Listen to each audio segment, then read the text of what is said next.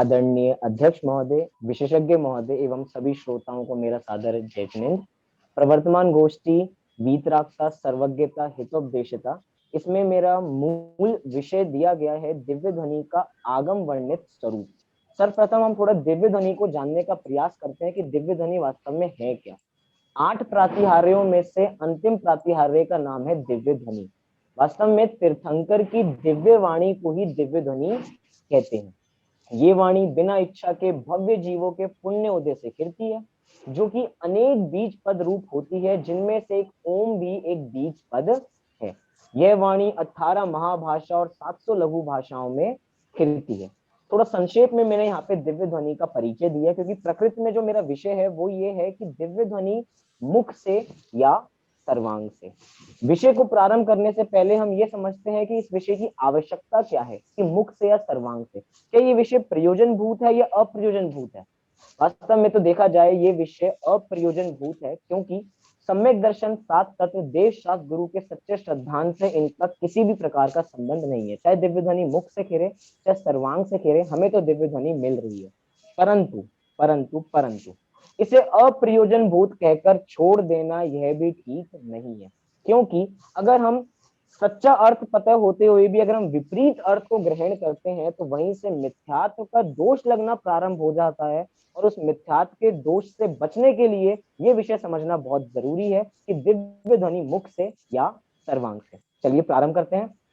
लोक प्रचलित कथन तो यही है कि दिव्य ध्वनि सर्वांग से खिलती है, परंतु जब जब हम आगम का आलोड़न करते हैं तो पता लगता है कि दिव्य ध्वनि तो मुख से होती है, सर्वांग से नहीं। बहुत सारे हम आगम प्रमाण देख सकते हैं, जैसे त्रिलोय पंडिती ग्रंथ में लिखा कि भव्य जनों को आनंद के प्रसार का उत्पादक और जिन भगवान के मुख रूपी कमल से निर्गत ये त्रिलोक प्रज्ञप्ति नामक ग्रंथ कहता हूं। यहाँ पे शब्द पे ध्यान दीजिए, मुख रूपी कमल।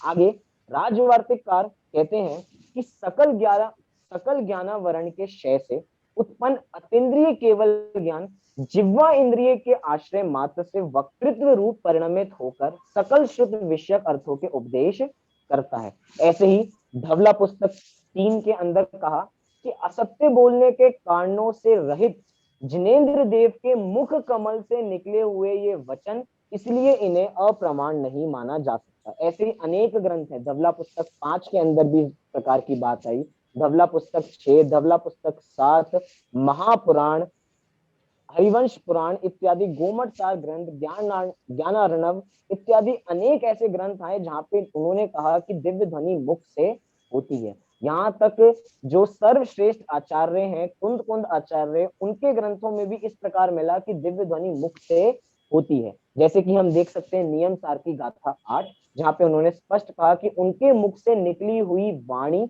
जो कि पूर्वा पर दोष रहित और शुद्ध है, उसे आगम था। साथ साथ पंचास्तिकाय जैसे ग्रंथ में कहा कि श्रमण के मुख से निकले हुए अर्थ में चतुर्गति में का निवारण करने वाले निर्वाण सहित इस समय को सिरसा प्रणाम कर कर मैं इसे कहूंगा, अर्थात पंचास्तिकाय संग्रह ग्रंथ को कहूंगा। इसलिए आप लोग ध्यान से सुनो।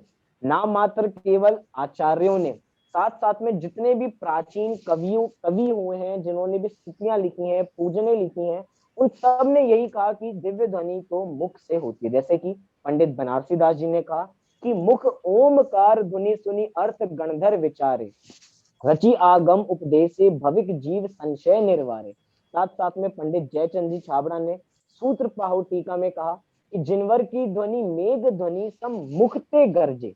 ऐसे ही भगवत दास जी ने भी इस प्रकार की बात कही। पंडित दौलत राम जी ने भी एक भजन लिखा जिसको हम अक्सर याद करते हैं कि नित पीजो दी धारी वीर मुखार विंद ते प्रगति जन्म जरा भय टारी। इधर शब्द दिया वीर मुखार अर्थात मुख से। ऐसे ही पंडित संतलाल जी ने भी इस प्रकार की बात कही है कि दिव्य ध्वनि मुख से होती है। अब हम लोगों को लग रहा होगा कि हाँ, दिव्य ध्वनि तो मुख से होती है, सर्वांग से तो होती ही नहीं होगी। लेकिन रुकिए, यहाँ पे हमारा मन में प्रश्न हो सकता है कि जनागम में तो ऐसा कहा है कि जो ये वाणी है, जो दिव्य वाणी है, वो कंठ, तालु, ओष्ठ आदि के बिना ही खिलती है। तो ये दिव्य ध्वनि जब ना दंत हिल रहे हैं, ना ओष्ठ हिल रही हैं, ना कुछ हो रहा है, तो फिर ये सर्वांग से खिलती होगी। मुख से नहीं खिरती होगी। इसके लिए अनेक प्रमाण हम दे सकते हैं, जैसे कि पिल्लोई पंडित ग्रंथ में दिया, परंतु उसका एक ही उत्तर है कि जो हमें मिलता है महापुराण से, जहां पे महापुराणकार ने लिखा, दो विरोधी बातों को एक साथ ही लिख दिया। वास्तव में विरोधी बात नहीं है, विरोध लगता है, विरोध प्रतीत होता है, उनमें विरोध नहीं है। क्या बात लिखी? उन्होंने लिखा कि भगवान के मुख से जो वाणी निकल रही है वह बड़ा ही आश्चर्य करने वाली है। कैसा आश्चर्य करने वाली है? तो कह रहे हैं जिस समय वो वाणी मुख से निकल रही है, उसके निकलते समय ना तो तालु, कंठ, ओष्ठ आदि अवयव हिलते हैं, ना ही दांतों की किरणें प्रकट होती हैं। मतलब दो बातें उन्होंने एक साथ कह दी। एक ही श्लोक में आचार्य देव ने दो बात कह दी, और यहाँ पे ऐसा कोई संकेत नहीं दिया गया कि दिव्य ध्वनि सर्वांग से होती है, परंतु दिव्य ध्वनि सर्वांग से खिलती है ऐसा स्पष्ट उल्लेख तो किसी भी आचार्य परंपरा में हमें नहीं मिलता। लेकिन 15वीं शताब्दी के एक विद्वान, अब थोड़ा विषय बदल रहा है, दिव्य ध्वनि अभी तक मुख से थी, अब सर्वांग के प्रमाण देखिए। 15वीं शताब्दी के एक विद्वान है पंडित मेधावी जी, उन्होंने एक ग्रंथ है उनका धर्म संग्रह श्रावकाचार, जहां पे उन्होंने उल्लेख किया कि दिव्य ध्वनि सर्वांग से होती है। उसके बाद जितनी भी थोड़ी परंपरा चली उसके अंदर लिखा गया कि दिव्य ध्वनि सर्वांग से होती है, दिव्य ध्वनि सर्वांग से होती है। कुछ लोग प्रमाण प्रस्तुत करते हैं कि पंडित टोडरमल जी ने भी एक पंक्ति लिखी कि शरीर रूप पुद्गल परमाणु दिव्य ध्वनि रूप, ऐसे एक पंक्ति, आघाती कर्म संबंधी एक पंक्ति। उसके अंदर लोग कहते हैं कि ये भी पंडित टोडरमल जी भी पंडित मेधावी जी से थोड़े प्रभावित थे, तो उन्होंने भी ऐसे ही कहा कि दिव्य ध्वनि सर्वांग से होती है। लेकिन हमने अभी अपेक्षित विस्तार से देखा कि दिव्य ध्वनि मुख से होती है, सर्वांग से होती है। देखिए प्रमाण हमने बहुत सारे देखे, लेकिन मैं आपके सामने यहाँ पे चार निष्कर्ष प्रस्तुत कर रहा हूँ। एक निष्कर्ष नहीं है, चार निष्कर्ष। देखिए सबसे पहला निष्कर्ष ये हो सकता है कि दिव्य ध्वनि मुख से होती है, सर्वांग से नहीं होती। हम ऐसा क्यों कह रहे हैं? तो उसके पास हमारे पास तर्क है। क्यों? क्योंकि बहुधा आगम प्रमाण, और वो भी आचार्यों के प्रमाण, ऐसा कहते हैं कि दिव्य ध्वनि मुख से होती है। दूसरा, कि पहली शताब्दी से लेकर 20वीं शताब्दी तक जितने भी विद्वान हुए हैं और जितने भी कवि हुए हैं, जितने भी स्तुतिकार हुए हैं, किसी के भी मत में दो मत नहीं मिलते हैं। कोई भी ऐसा नहीं कहता कि सर्वांग या मुख, अधिकतर सभी ने यही कहा कि दिव्य ध्वनि मुख से होती है। ये हुआ पहला निष्कर्ष, क्योंकि एक तरफ आचार्य परंपरा है और एक तरफ विद्वानों की परंपरा है, जहाँ पे विद्वानों ने कहा कि सर्वांग से होती है। दूसरा हम निष्कर्ष इस प्रकार निकाल सकते हैं कि दिव्य ध्वनि सर्वांग से होती है, मुख से नहीं होती। इसको कहने के पीछे भी अनेक तर्क है हमारे पास। जैसे दिव्य ध्वनि सर्वांग से होती है ऐसा हम क्यों कह रहे हैं? क्योंकि तालु, कंठ, ओष्ठ आदि नहीं हिलते हैं, ये पहला तर्क हो सकता है। दूसरा तर्क इस प्रकार हो सकता है कि मुख से खिरना तो एक अलंकारिक वर्णन है, क्योंकि प्रथमा नियोग जैसे ग्रंथों में तो अलंकार का प्रयोग करते हैं, अतिशय युक्ति अलंकार का प्रयोग करते हैं। हो सकता है अलंकार में कहा हो, लेकिन वास्तव में तो सर्वांग से ही खिलती है। एक तर्क ये हो सकता है।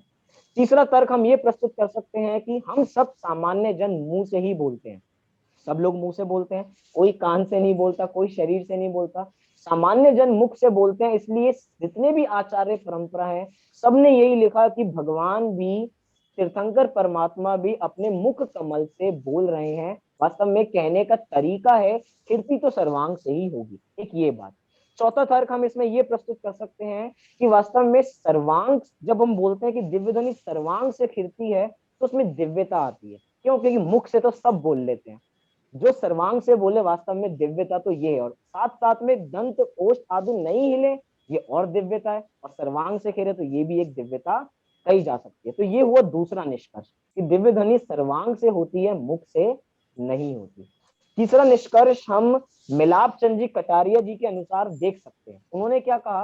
उन्होंने कहा कि दिव्य ध्वनि का वर्णन करते हुए हमारे पास दो चीजें मिलती हैं, दो प्रमाण। एक मिलता है मुख का प्रमाण, और एक मिलता है हमें सर्वांग का प्रमाण। एक तरीके से उनमें समन्वय बिठाते हुए हम कह सकते हैं कि जो ध्वनि होती है वो पैदा तो शरीर से होती है, लेकिन मुख के मार्ग से निकलती है। मैं फिर से इस बात को दोहराता हूं। उन्होंने क्या निष्कर्ष दिया कि जो ध्वनि होती है वो पैदा तो शरीर से होती है और निकलती मुख मार्ग से।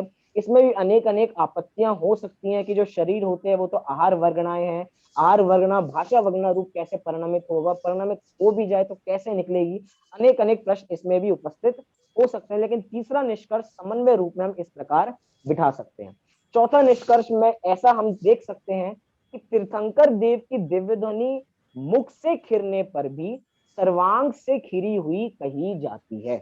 सिंपल सी बात कि कीर्ति तो मुख से है लेकिन सर्वांग से कही जाती है। इस प्रकार हम 4 निष्कर्ष के माध्यम से देख सकते हैं कि दिव्य ध्वनि मुख से खिरती है, ये दिव्य ध्वनि सर्वांग से खिरती है।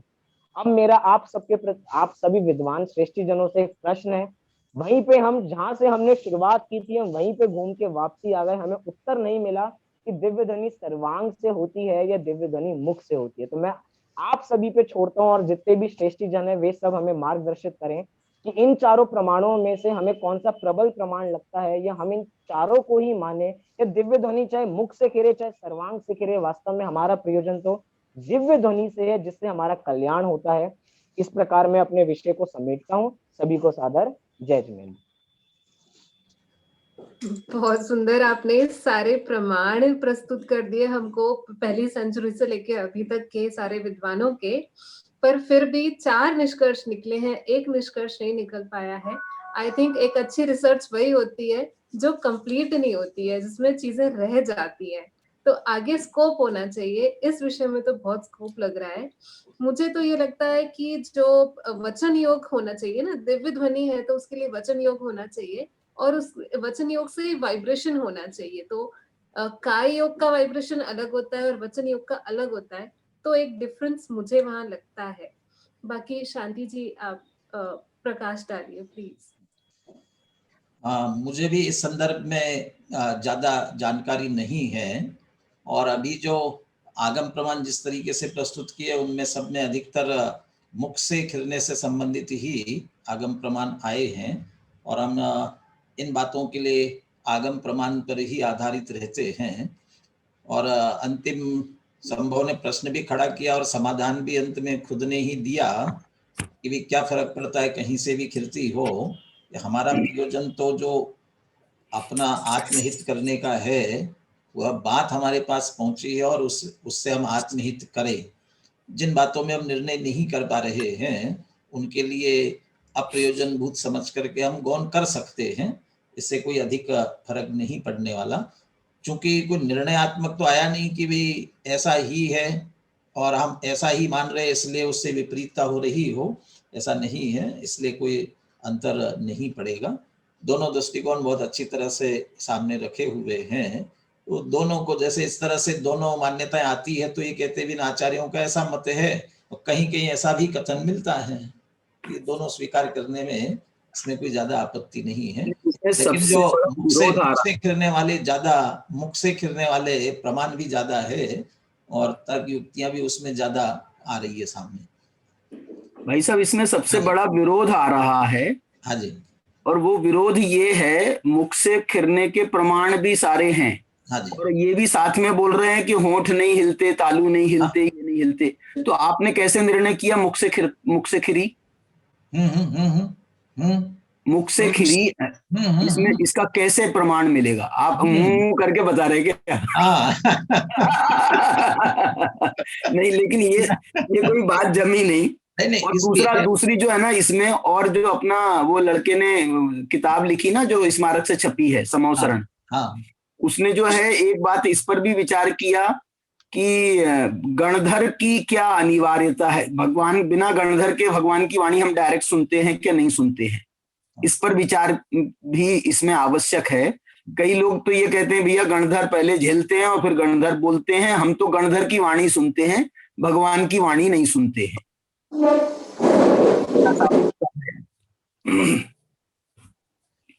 लेकिन वहां जब साक्षात सुनते हैं जी तो वो सहज ही सबके अपने आप समझ में आती है, जो भी मन में प्रश्न होते हैं उनके समाधान होते जाते हैं। तो साक्षात जब वहां बैठ करके सुनने वालों को तो अनिवार्यता नहीं होनी चाहिए। परंतु जब बाद में जो दूसरों को उपदेश देने के लिए वो निरक्षरी है, एकाक्षरी है, लेकिन दूसरे कैसे उस तरह से समझ पाएंगे, इसलिए जो द्वादशांग रूप में निबद्ध करते हैं, भाषा रूप देते हैं, वो गणधर देते हैं। तो वो बाद की परंपरा के लिए आवश्यक है। हाँ, निबद्ध वाली बात बिल्कुल सही है।